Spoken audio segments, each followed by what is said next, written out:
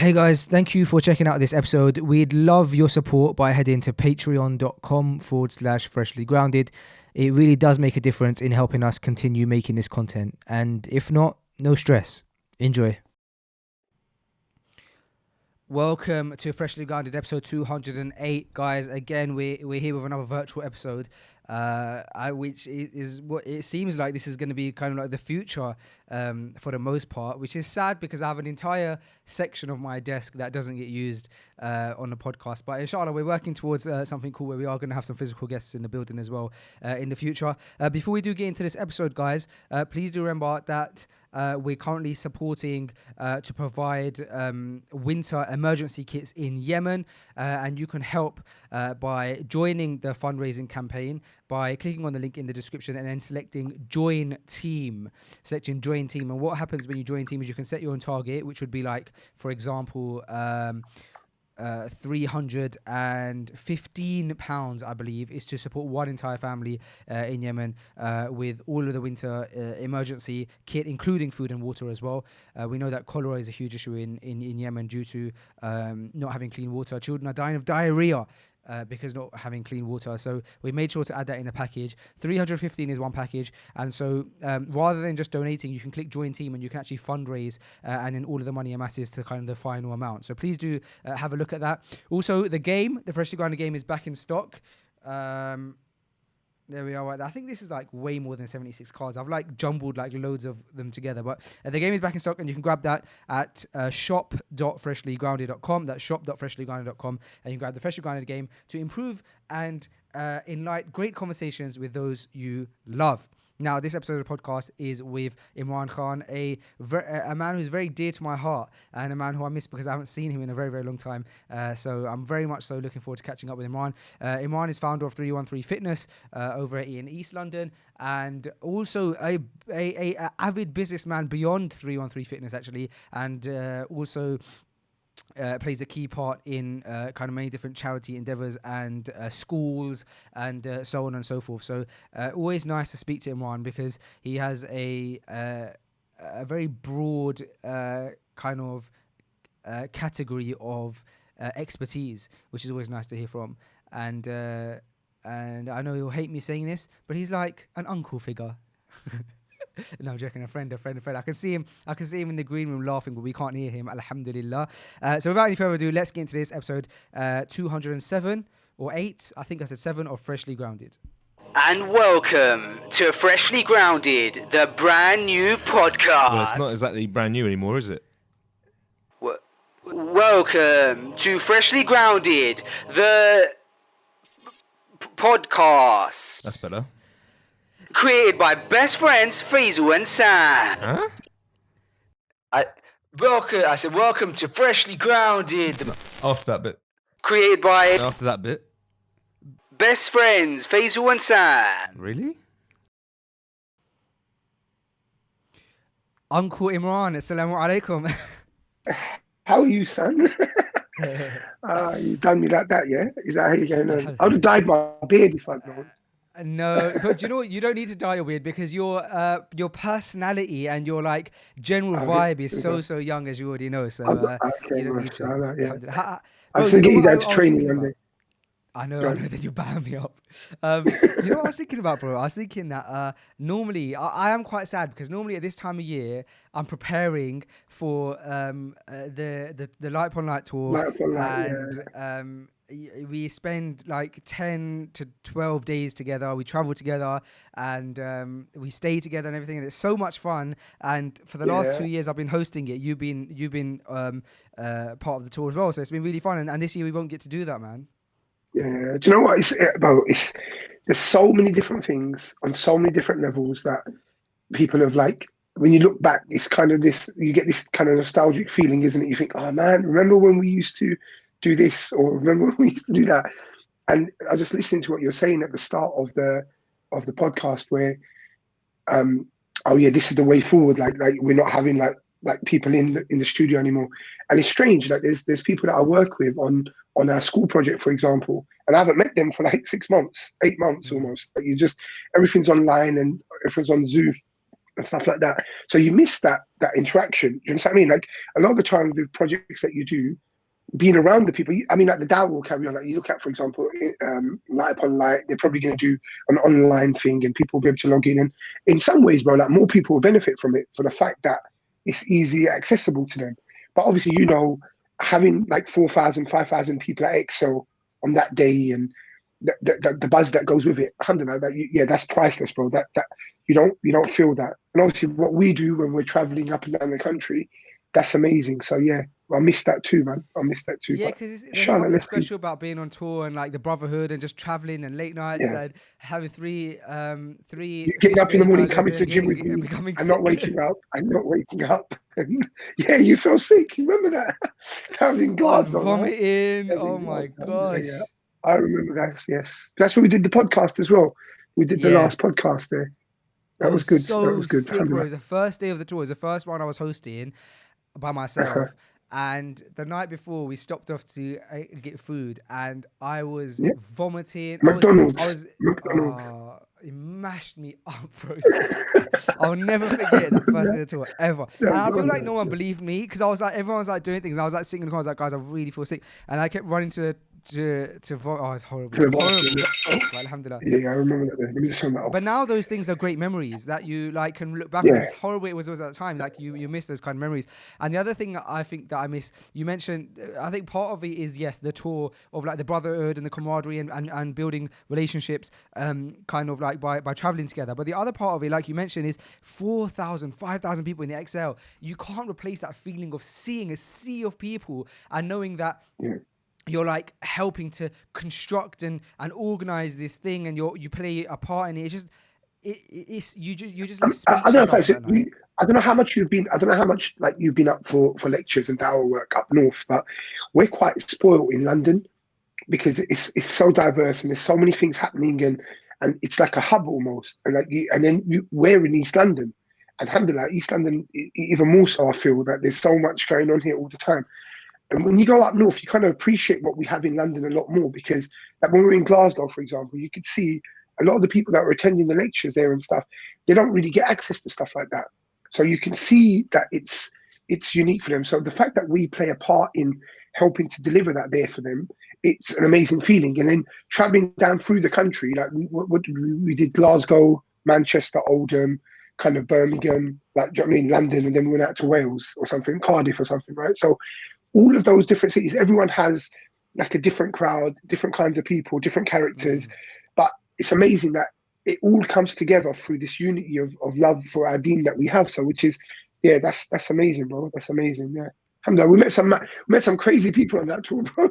Crazy people. Yeah. Oh, it's just so much fun, man. It's just so much, I don't think I ever have as much fun as that, man. Hopefully, Are you still doing stuff with Imran Channel? Are you still doing some shows with Imran Channel and stuff? I haven't done stuff with Imran Channel for a very long time. So when COVID first kind of happened, the first lockdown happened, there was a Light Upon Light obviously scheduled that normally happens in the summer, right? And so rather than hosting that one, they asked me to come in and virtually host it from the studio. But at that time, because everything was really fresh, we didn't have much knowledge on things, and I think my son, maybe just because of like just to be careful with my son and stuff, I just told him that I wouldn't do that one, and then so that was the last time I was potentially going to do some work for him. It was going to be the virtual Light Upon Light, which I didn't end up hosting in the end.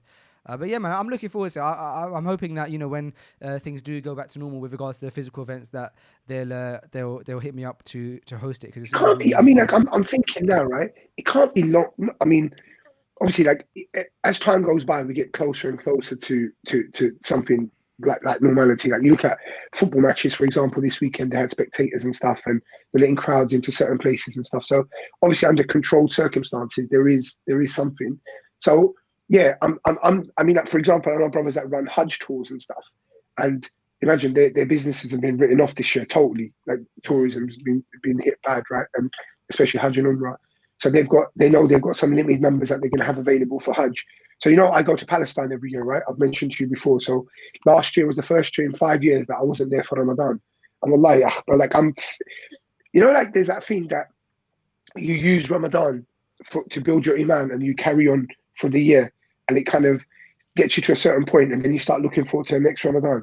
Well, like this last year, I felt it, man. Like I've got so used to being in Palestine and taking it for granted and being there for like 20, 25 days in Ramadan, and like the brotherhood, and you're just there, and it gives you this chance to like come closer to Allah because you're just on your own and you're away from everybody. This year, like after Ramadan, I felt it. And then on top of that, the masjids have been closed. And I don't know about yourself. I've tried to go back to the masjid for salah here and there, but it doesn't have that same, the whole social distancing thing and whatever.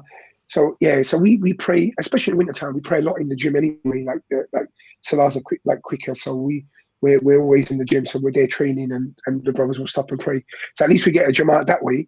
But yeah, this whole year, man, it's been like really, it's been ajeeb, it's been testing, and then you think about it and you look at it from a business perspective, you look at it from your own kind of personal life, your family. Like my kids now, for example, 2 of my children are at home today. They've been off school like for like a month since September, like due to COVID. Like they've had like somebody in their bubbles had to send them home or whatever. Fine. And yeah, so it's just ongoing. So it's just affecting everybody in so many ways. Like I'm thinking about these children, man. This is like, it must be the strangest thing for them. Like they're thinking, what's going on in the world? Like, do you know what I mean? So, and the terminologies, they're understanding, oh, somebody's got COVID in my class. I'm like, what? Suleiman's like 7 and he's talking about COVID. Do you know what I mean? So it's become this. Did the internet just go really funny there? Or is it all right? No, it's fine. Can you hear me still? All right, okay, yeah. So it's a really strange thing. So for everybody, so you're just looking at it and thinking, man, when will some normality come back? And it's just, yeah, I think we're just yeah, it's tough for people, man. It's been tough. It's a strange time. It's a strange time. Let's talk about that, because we were just speaking about the tour, and whether you like it or not, one of your roles on the tour is that you're head of security, and rightly so, because of like the assets that you have at hand, literally with your hands, and you obviously you run 313 Fitness, which is kind of like a fitness studio, but also jiu-jitsu studio, and so that obviously is very much so kind of involved in physical training, people there physically. It wasn't originally like a virtual studio, right? So what's that been like? If you haven't spoken to you since, I'll be honest with you, we didn't like the virtual thing. Like, like when the lockdown first started. Yeah, so I had a few brothers like right at the start, before I even knew what Zoom was. Yeah, so like lockdown came in, and there's a brother that I know really well, Abu Zubair, his name is. He's a da'i, but he looks after all of our IT infrastructure and stuff. Really good brother. He's from Brixton, and he's little plug. He's got a company called Web Epoch, by the way. But anyway, so he does our IT, and he said to me, "Look, bro, like, my daughter's been offered Zoom classes, and I think maybe something you should consider." And it's like, and he's trying to explain it to me. And he goes, "It's going to be the way, I reckon." And he was quite forward thinking. He was like, "Look, I'm telling you, a lot of people are going to be doing this, and it's good if you jump onto it now and kind of be ahead of the game." So we looked at it works, and we were like, do you know what? What we offer is people coming into the gym, coming into the studio and training with us. And if that's the kind of value in it, if we take that away, like it's going to be like, it's just kind of almost devaluing our product. Do you understand what I mean? So we didn't, and also the thing of standing in front of a screen and getting people to exercise and stuff, we weren't really quite sure how that would work. What I noticed was that a lot of the gyms and a lot of the studios that did go down the virtual route were the ones that were really reliant upon that business. So they couldn't afford not to have some sort of money coming in. And it's very difficult to ask customers for money if you're not providing anything for them. So it was almost like they were saying, "Oh, look, we're giving you something. Please continue to pay us. So at least we can continue to pay our bills and stuff." So alhamdulillah, I think in that sense, Allah made it very easy for us. We were quite fortunate.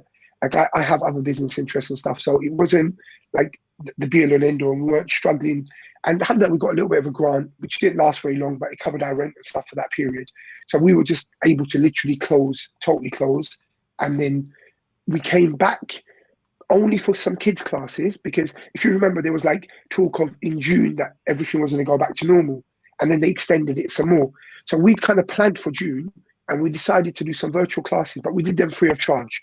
Because again, we didn't feel that we could offer a great service. We just thought the main reason, we have like over 250 children that partake in different classes throughout the week at 313.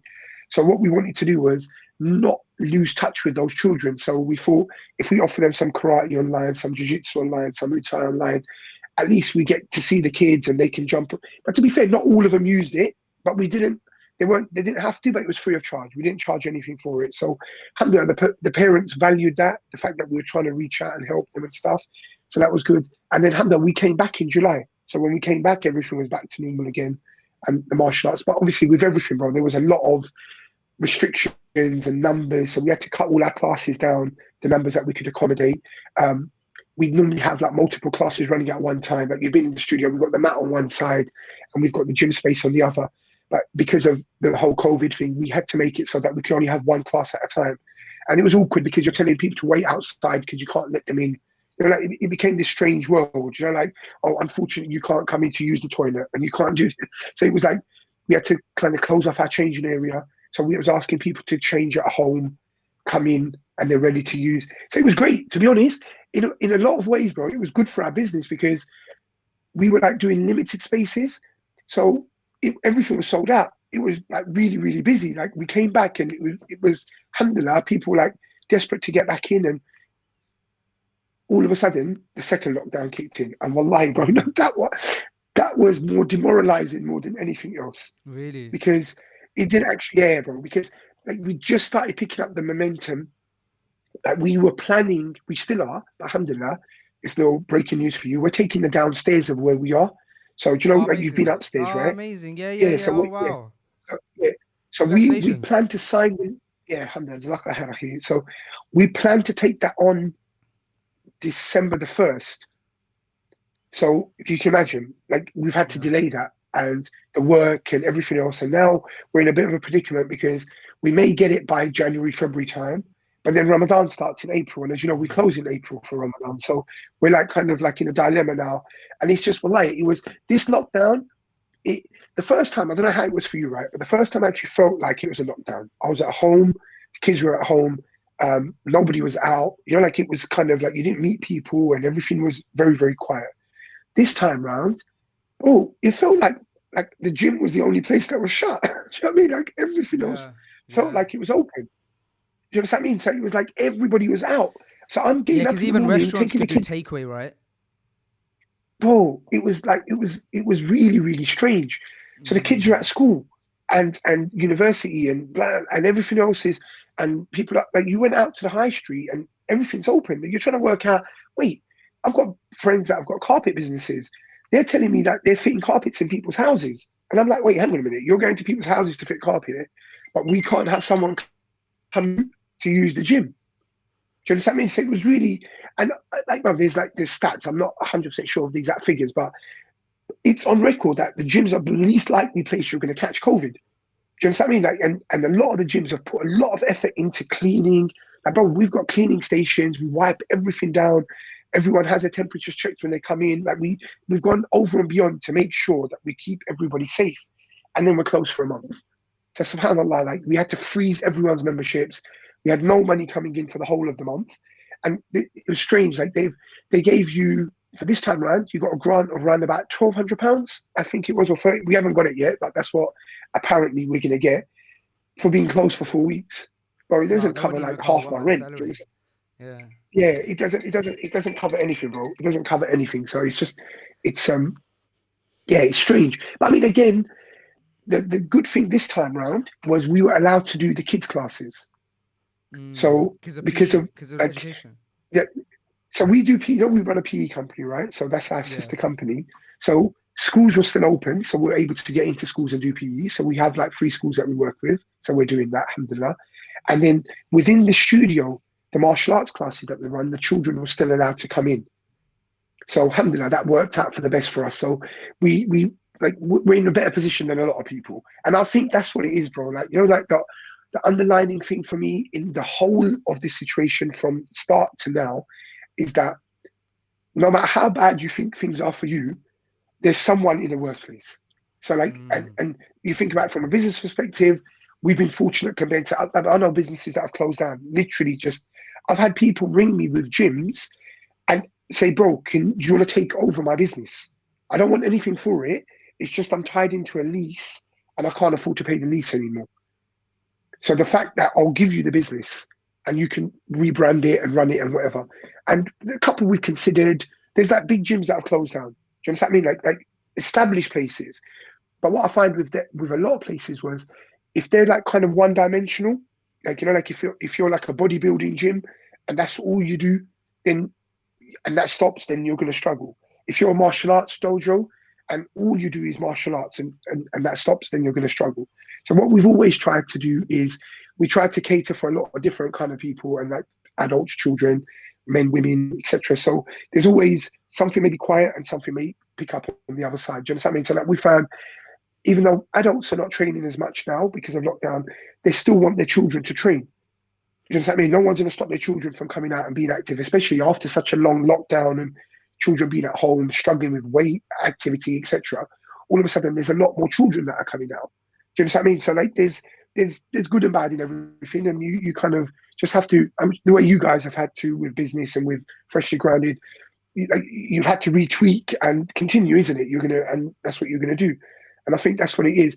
The problem comes when people get disheartened. Like I'm speaking to certain brothers now, and you probably are as well. And it's actually getting to them, you know, like the baggage and the emotional side of it. And it's a lot to take on for a long, long time if you're not working and etc. So I think it's a lot of pressure for a lot of people, man. So it's a good opportunity for Dawah as well, though. Like if you can help people, and I've heard what you're doing with the cult collections and stuff. We're doing something similar with Nur al-Islam with one of the schools locally with Human Appeal as well. So it's good. So alhamdulillah, like, you know, a lot of people are getting involved with like the winter campaigns and stuff and whatever. So it's good. People are doing something, so which is good. And it's strange, actually, like on that charity side, if you talk to a lot of the charities, they probably had their best year this year in regards to fundraising.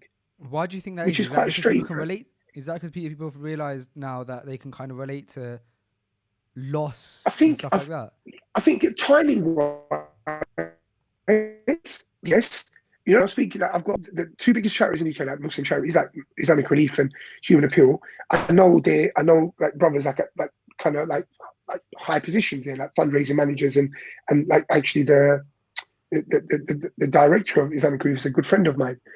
And from what they're saying, bro, like imagine things have gone virtual for them, so they're working. A lot of people working from home. They're saving on costs in that regard. They're not doing any events. So, you know, normally that like charities are kind of obliged to put on dinners and this, that, the other. They're not having to do that. So there's a saving there. And if you look at the timing when COVID kicked in, a lot of people started dying, bro. Like naturally, people come closer to death, man. They start thinking about Allah, understand? So they start thinking about giving and stuff.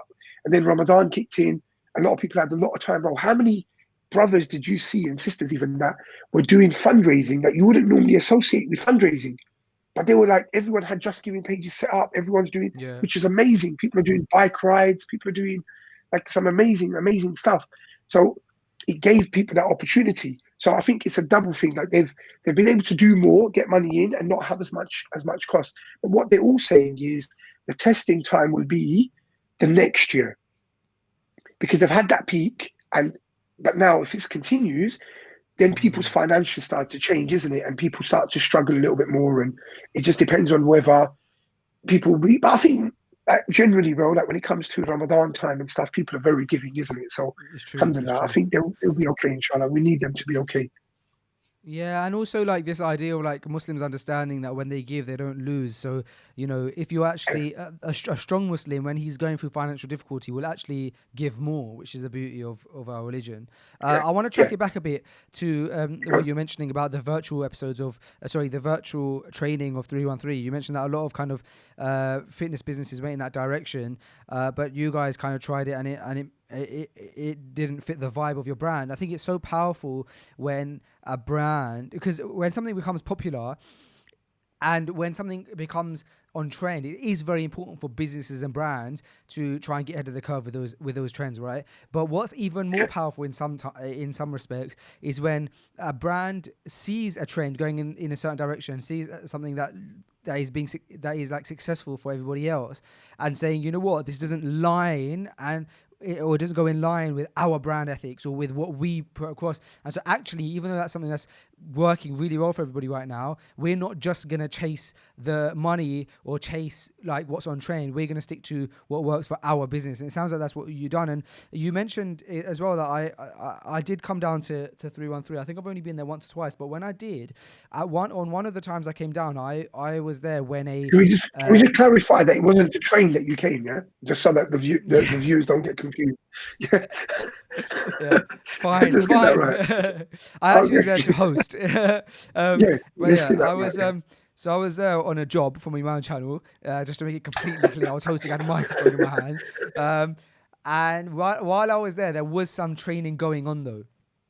And the training that was happening was you was doing your men's boot camp, and it was so inspiring because there was all of these guys, Muslim guys, who were who look like your average guys, right? They look like they have average jobs, they work in offices and stuff.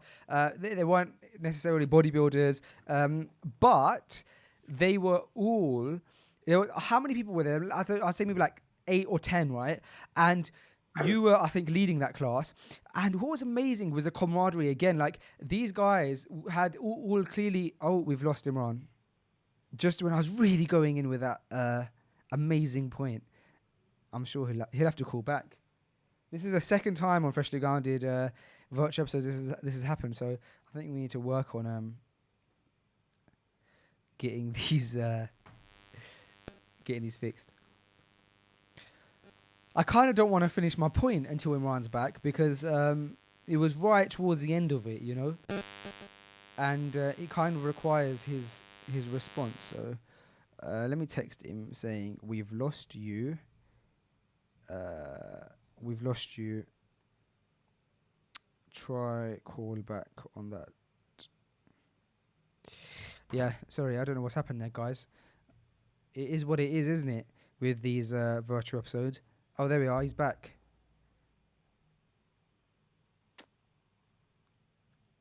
Hi, Imran. Are you there? Yeah, Right. we So lost as you I was there. saying, bro, as I was saying, what seemed so great about it was it seemed like a bunch of guys who are like, you know, they look like they were anywhere from like 25 to 45 or to even 50, but it seemed like a bunch of brothers who had made a decision to make a change in their lives, right? Whether that's to like just become more healthy, to lose the gut, and so on and so forth. And it was so amazing because they would encourage each other, and there'd be that brotherhood around, and that feeling I just feel like you can't get, man, like or virtually, like you can't get other brothers, not just the trainer, but other brothers saying, I'm in the same position as you, come on, man, you got this.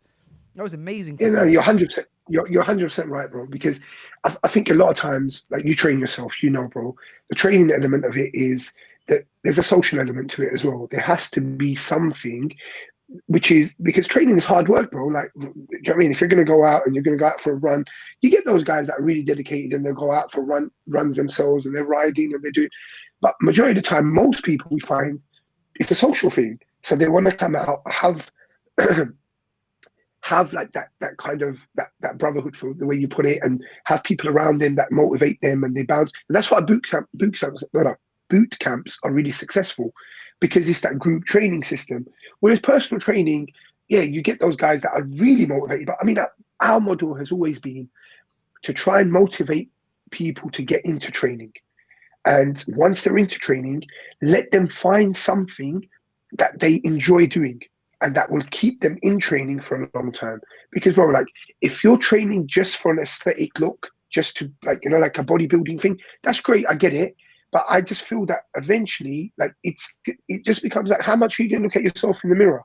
Do you understand? I mean, how many pictures are you going to post on Instagram of you doing a workout or whatever it is? It comes to a point where what you're learning has to be functional. It has to be practical. And our thing's the martial arts element to it. So we try to get people into it. And then a lot of the times what happens is like the guys are there, the brothers that you're talking about, the regular brothers that are just watching and they're doing their boot camp, they'll see the other guys on the other side doing the Muay Thai, doing the Brazilian Jiu-Jitsu. And it kind of inspires them where they think, wow, bro, what's he doing? Like, how does that work? And what you find though, if you've never trained or you haven't trained for a long time, I lost you there for a second. No, carry on. I'm still there, right? If you're in a position where you have, it's just I can't see your face. That's why it's just a bit weird. Yeah, imagine when you if you haven't trained for a long time and you walked into a boxing class or a Muay Thai class or a wrestling class, it's going to be really, really strenuous on your body, and you're going to feel the impact of it, and you're probably not want to carry on. So it's always better to get into some sort of training to kind of mobilize yourself, get used to it, get your body moving again, and then use that to get into something. But then don't get me wrong, bro. We have like cricketers that train with us. We have football players. We have like guys that do basketball. So they'll come in and use our facility for their fitness. And we have pro fighters. Like last few days, I've had 2 guys that are pro MMA fighters. They've just been using our facility to help to cut weight, etc., because they've got fights coming up. Do you understand what I mean? So it's not. We've always tried to make it so that it's appealing for us. Is we have certain values. There's certain things that we don't play music. We don't have mixed gender classes. That's the 2 main things. As long as anybody that comes to our place adheres to that, it's welcoming to everybody. Do you understand what I mean? So what's it and like it for the works. sisters? What kind of how is the what other fitness? How does it work for the sisters? So do sisters have like a time where it's completely sisters only trainers, Yeah, sisters only yeah, like training, and they can be in and yeah, out and like completely? How does that work? yeah, yeah. So we have like on our timetable we have ladies' times, and during those ladies' times it's female staff. So those female staff, they manage all the female customers. So alhamdulillah, we don't have any men there when there's women, and we don't have any women there when there's men. So I mean, going forward, when we have the new place downstairs, inshallah, the idea is to create a reception area at the front. And when we have that, then we can have female classes and male classes going at the same time. Excuse me, but it'll be on different floors. So the foyer kind of area, kind of refreshment area, that can be like a communal area, and then when there's classes going on, that can still continue. But the good thing is, bro, like we get so many non-Muslim men and women that come and train at our place because they like the values that we project and what we're about. So especially females, bro, like, you know, a lot of women don't like to go and train in like busy gyms with men and lots of like things going on. Do you understand what I mean? They feel more comfortable coming into an environment where they come, they train, and they can go home. So alhamdulillah, we've done well with that, especially where we're situated. Obviously, it's a highly populated Muslim area, but more recently, there's a lot of non-Muslims moving into the area. So alhamdulillah, they want places to train, and we get a lot of female clients from that. So it works well. Like we've got a lot of our clients that bring their children in. So when they're there training, they'll say, "Oh, what do you have for kids?" "Oh yeah, we've got karate, we've got Muay Thai, we've got jiu-jitsu." So they'll bring their kids in for kids classes. So before you know it, we'll have like a husband, wife, and a couple of children training in different classes at different times. So having the downstairs will enable us to have more classes, more after-school classes for kids, and just to develop more people, just to kind of help them. So alhamdulillah, in that sense, it's really good. And I'm fortunate because my wife, like, she's an accountant by profession, but when I went into this business full time, like I sold one of my other businesses and came into this place around about 3 years ago full time. She was also giving up work at around about the same time, so she kind of helps on the women's side. So she manages all of the women's side. So alhamdulillah, like there was a time, bro, where we had female staff, honestly, and I had never met them. So That's amazing.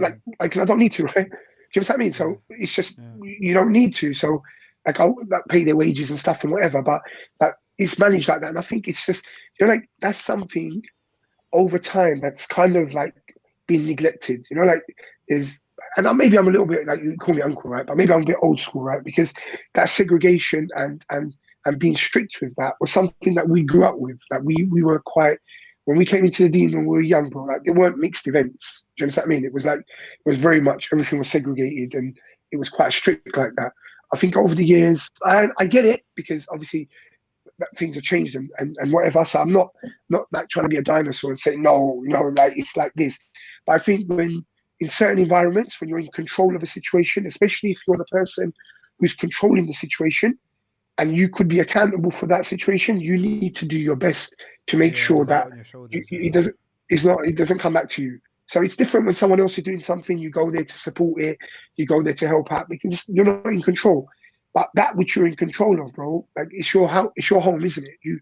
You manage what goes on in your house, and that this is kind of our extended house. So we have to be very strict with that. So alhamdulillah, it works, and there's never been a problem, bro. It's wicked. Like we enjoy it. Like you've been there, you've seen the Yeah, vibe but there. bro, I It's love nice. it, man. And like you said, like, bro, you got to be conscious of that kind of stuff, because at the end of the day, that's on your shoulders, and you're never gonna lose if you're like trying to please Allah. So I rate you for that, Yeah. man, and I always have, bro. Listen, I know that there's not a huge amount of time on this podcast, because with it being a virtual episode, they tend to be a bit shorter. But I do want to run some random questions by you from our freshly grounded game. Did I say? Oh, you have this game, don't you?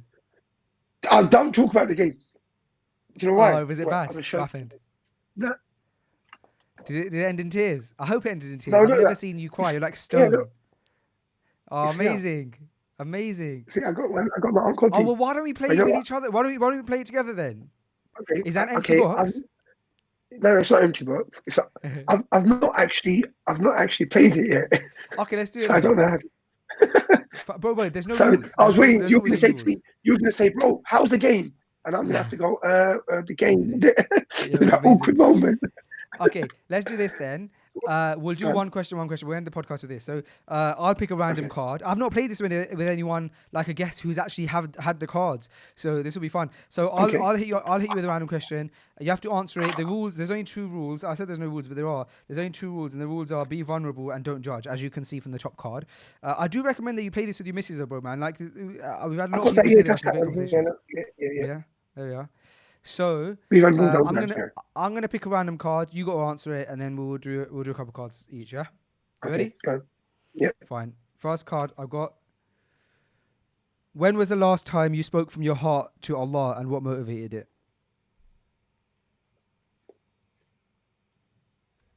Okay, this is quite yesterday, and my son Yahya had a football match, Okay. and I wanted him to do well, so I made dua for him. Did he? No. You know, sometimes Allah answers those du'as with maybe later. Yeah, he did have a good game.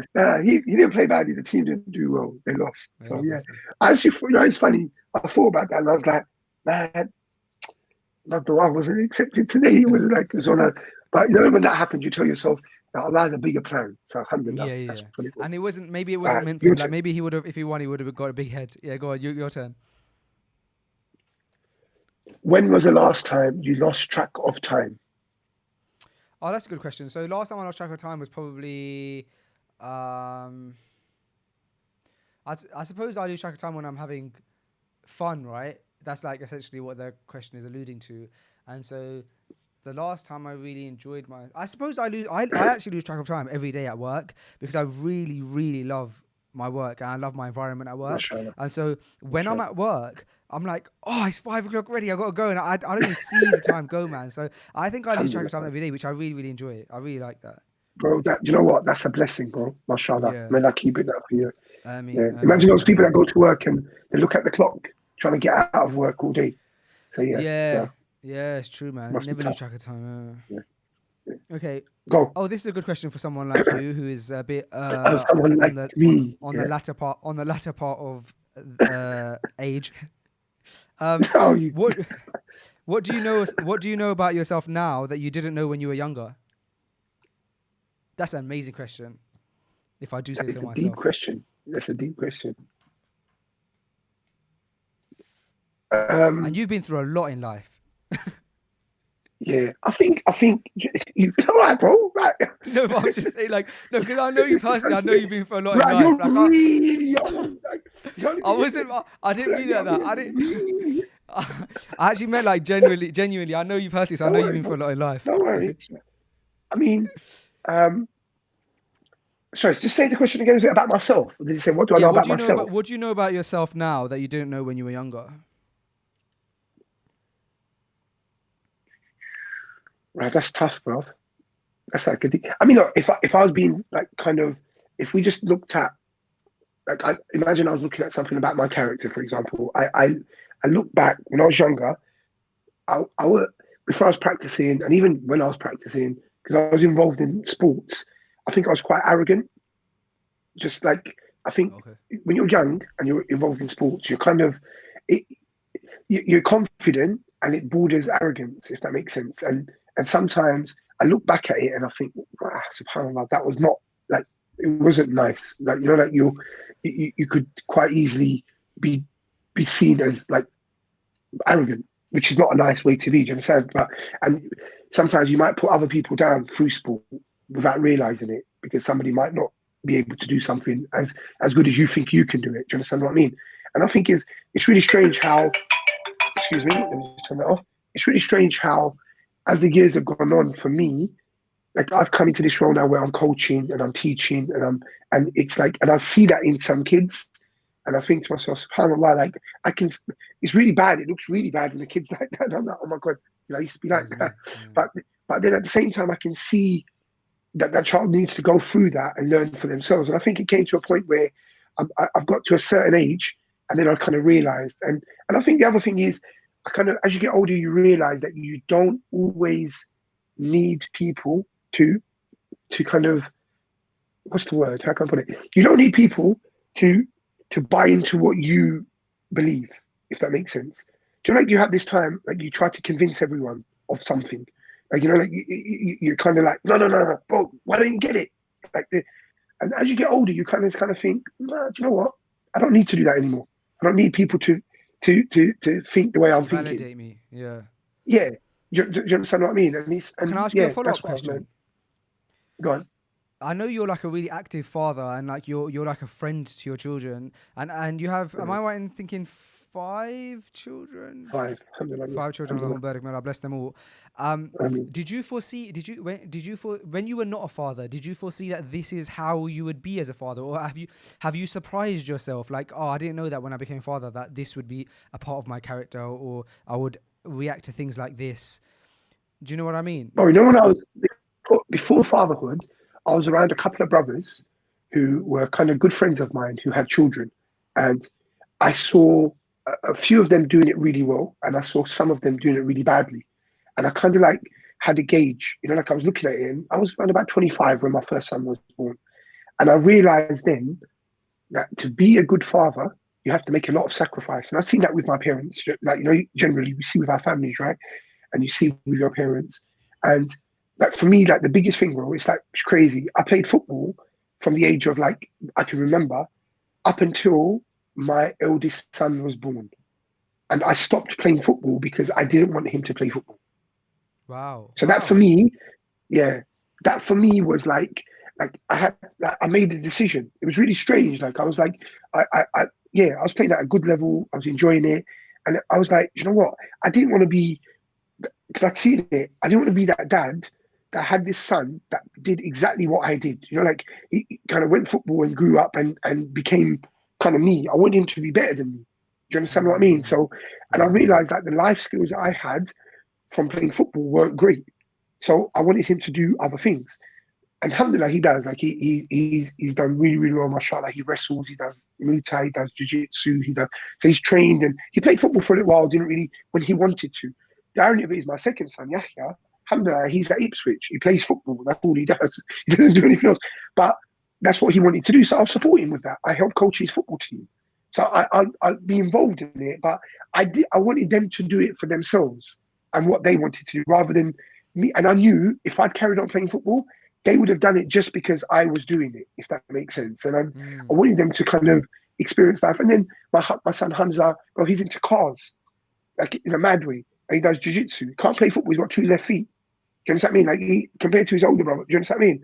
And Suleiman is like a little bit of all of them. He does a bit of everything. Do you know what I mean? So each child is, and he does gymnastics. Maryam, she does gymnastics, she does ballet, she does karate, and she's probably like more active than all the boys. So alhamdulillah, like, you know, like each child is different. And as a parent, you give each child something different. But now, just from what I'm saying, imagine how much time that takes up.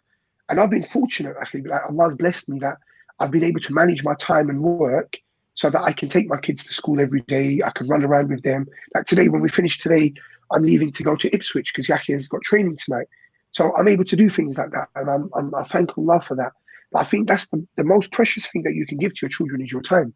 If you give that to them, you'll never lose that. You'll never lose that. And I think sometimes people get it mixed up. They think, I need to build a business. I need to have lots of money. I need to provide this. And then, bro, before you know it, your kids are like grown up, you've got loads of money, you've given them loads of money, but there's no relationship there. You've got nothing left, and you're like, okay, how did that happen? Because money's not going to buy you that happiness. Do you understand what I mean? Like, you look around the world, isn't it, bro? There's people that have nothing, but they're the happiest people in the world. So I think there has to be that balance. I went off on tangent a little bit, excuse me, but yeah, No, that's it's what it is. really Yeah, powerful, that's what man. it I is. Yeah, think that we do fall yeah. into that because I can even say for myself, like I I think that I didn't imagine that as a father I would be the how I am. Like I catch myself thinking, oh man, I thought I'd do better at that. Like for example, what you just mentioned about spending time over trying to build business and all that kind of stuff. I do find that sometimes I feel like, look, I have to sacrifice a bit of time now, or a bit more time now than I would like to, so that I can build something, so that he can have But a great time. But then what I'm saying I to you, do find myself. I know you're going to say that there is a balance, but I do find myself sometimes going, oh man, like I don't want to miss out on precious moments as well. yeah, but okay, but the thing is though, look, on that though, you got to remember, like what you told me the other day, which was amazing. I remember we were talking, and you said, "Oh, I'm gonna go home to put my son to sleep because I try and get home at a certain time or whatever." And I thought that, but like, I don't think I've ever done that. So I was kind of like looking at you, and I was like, "Wow, mashallah, that's like, that's amazing."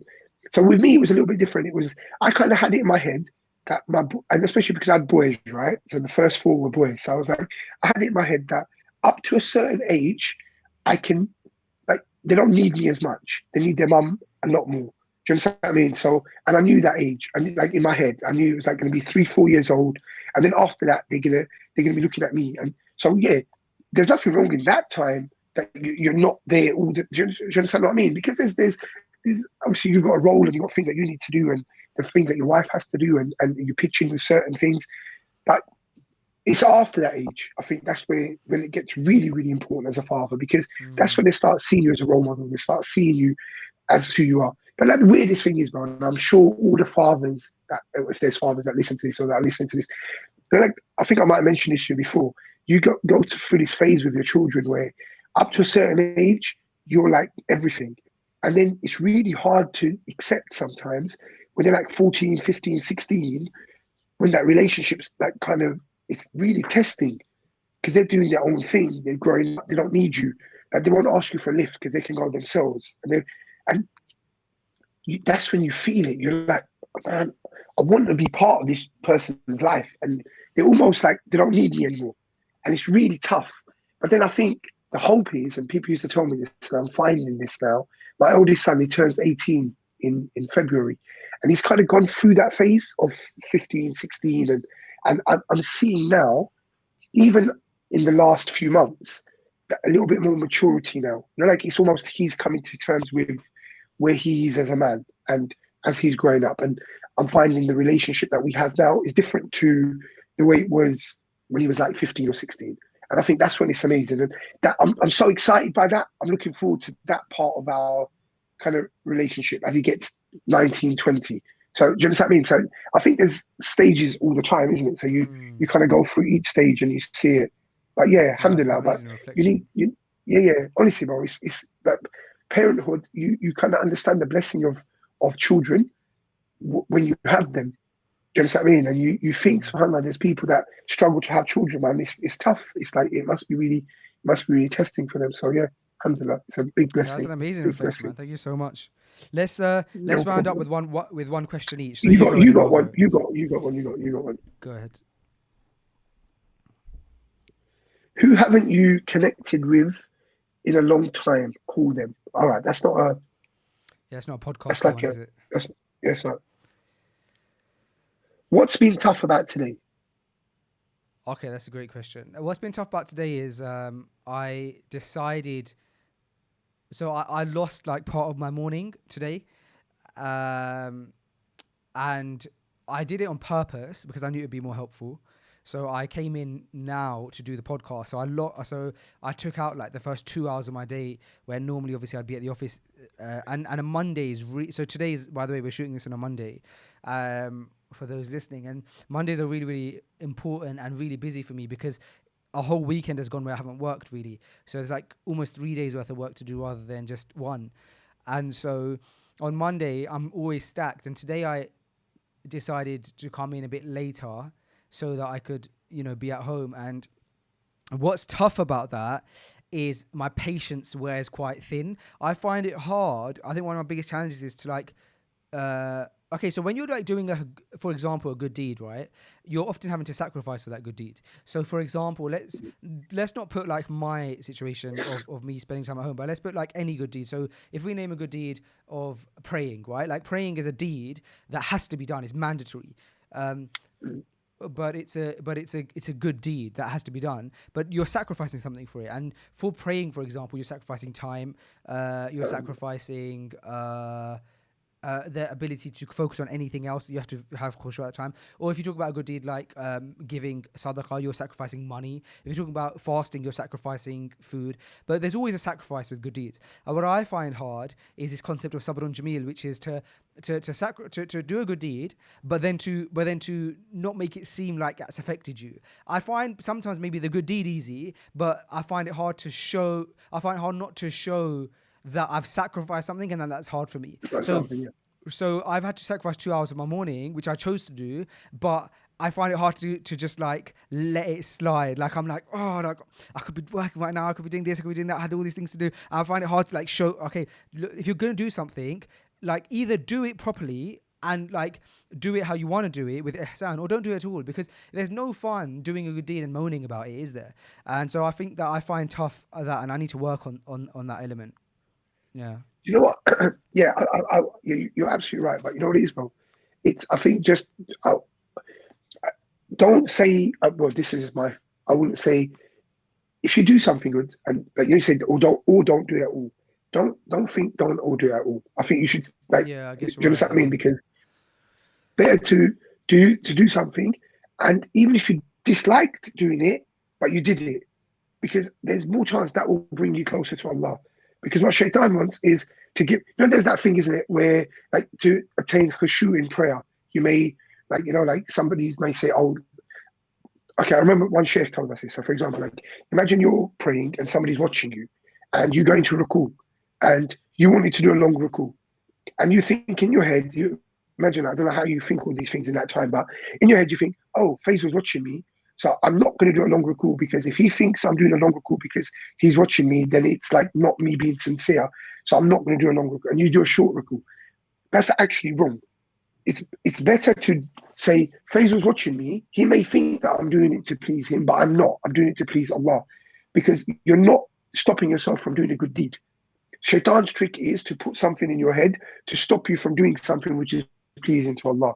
So whenever that happens, it's always better to do more of it, even if it feels like you're doing it to please somebody else, or you're not happy doing profound. it, or whatever it is. Yeah, because you're actually getting done what Allah wanted you to do. And there's more chance that you're going to come closer to Allah. But Shaitan's trick, it's weird, isn't it? Shaitan he will wants you to try not do to it. trick So you. you're right. Wow. Yeah. So you just got to be very, very careful. That's just the way I've looked at it, and we've been told, do more, even if you feel that you're not in a position to do it. Because that's Shaitan's trick, to say, oh man, you didn't, how can you even do this? Like, you didn't pray Fajr, how can you pray Dhuhr? Do you understand what I mean? Like, then you wouldn't do anything, right? You'd stop. So yeah, just be careful with that, inshallah. Wow, yeah, that's really profound, man. Thank you for that. I really appreciate that. That's really, really benefited me. That's really, really profound. Thank you. Okay, I'm glad last that question for you, you Imran. think like that, mashallah. That's what you're thinking is wicked. Like, I'm like, wow, you think about your time. That's really good, mashallah. I'm quite impressed, Yeah. Faisal. Young man. Thanks, Imran. There's something underneath all these good looks. There's a bit of there's some brains. Mashallah. Okay, here's a question for you. Last It's quite a one. big one, so you have to last one. You interpret it how you want. What's stopping you from taking that big step in life? Whatever big step that is, what's stopping you from taking it? One word answer. Normally it's fear. Like, risk, Yeah, you're right. fear. Yeah, What would that I big step think be for you? Because you seem like quite an accomplished man along Berdig. What would that big step be for you? Is it a financial I thing? think- Is it a business thing? Is it a personal thing? Yeah, I think more like a lot of times it's business related. If that kind of, as you get older, when you're young, you take risks without thinking. Well, you do think. I'm quite a risk averse person. I don't just jump into things and do wild things and stuff. So I'd always think and work it out and whatever. And like me and my brother are totally different. Like my brother, he'll go out and invest 100 grand in a business and come back and think, oh, why did I just do that? With me, I think no. There's no way. I'd want to know everything, like how it's going to work, what it's going to be, and whatever else. So for me, as I've got older, I explain this to people. Like you kind of become more conscious, and you think, what do I need? Like, why do I need to do this? Because I think like quality of life is more important sometimes, well, not sometimes, all the time, than what you could have. So like I'm kind of becoming more content with what I have as opposed to what I could have. And once you find that, then it's easier not to take the risk. Do you understand what I mean? Why risk something? Then if you're content with what you have, bro, then why not continue with it? And what is getting more going to give you more? Because if you're already doing the things that you love and you're doing the things that you enjoy and you're around the people you want to be around, what else is there? That's just the way I've kind of done things in the last it sounds few like years. you're using like wisdom to come down to that kind of conclusion as well, which is powerful. Imran, or laziness, some would say. It's one or the other, yeah. I think let's go with wisdom and experience. Lots of experience. Here we go. Imran, thank you so much, bro. I really, really appreciate your time today. I know you had a tight schedule because you were picking up your kids. I'm going to use these cards. Please. I'm going to play with my missus later on. Bro, do you know what? Do you know what? I'd say play that with the missus and you'll have like a really great opening conversation, inshallah. But then also play it with everybody, like the whole family, like all 6 of you, sit together in a circle and do something where one person, including you, like you, your wife, and the kids, and it'll be a completely different game for you because you'll find that like your daughter might like take out like, for example, look, finish this sentence. When I am double my age, I would like to be. And she might say something like a ballerina, right? Whereas someone who like Isa might say something like, I would like to be like, financially free, which is like a much more mature answer. So I'd say sit in a circle one night, and everybody take so have the deck in your hand, ask the question to the person on your right, and they have to answer it, and then they take the deck and they ask the person on their right and go around in a circle. I've always found that that's been the best way to play this game, and you'll find it be really cool, man. Let me know how it goes. Yeah, I'm going to do that. I'll give you some feedback, inshallah. All right, man. Thank you so much, bro. We'll catch up soon, inshallah. I plan to come down. It's so good to see you, my bro. We'll catch up then. Yeah, definitely. Take care, bro. Assalamu alaikum.